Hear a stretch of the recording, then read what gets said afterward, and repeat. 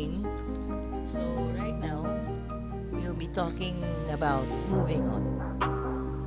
So, moving on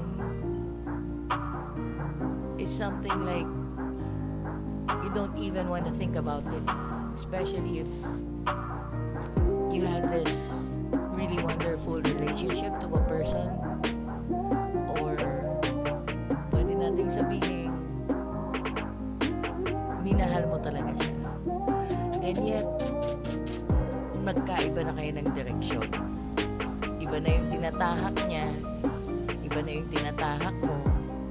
You're not in the same page together, and doon na nagsastart yung nagka-crumble na yung mundo mo.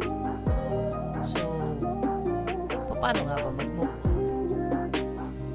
Unang-una, pinakamabilis gawin, i-block mo siya sa lahat ng social networking sites na alam mo meron siya, na na-access mo. Tapos magpalit ka ng number sa phone, especially if that's prepaid lang. Ngayon, wala namang problema kung may linya ka, so pwede mo naman i-request yun to change your number. I know this is quite childish, pero yun ang sa akin, pinaka-effective way to move on.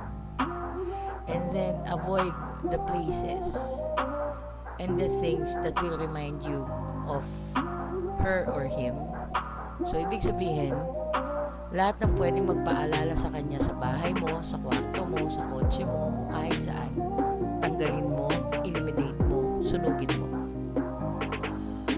Disclaimer lang ha, ito ay gagawin mo lang kung talagang sigurado kang gusto mo na mag-move on.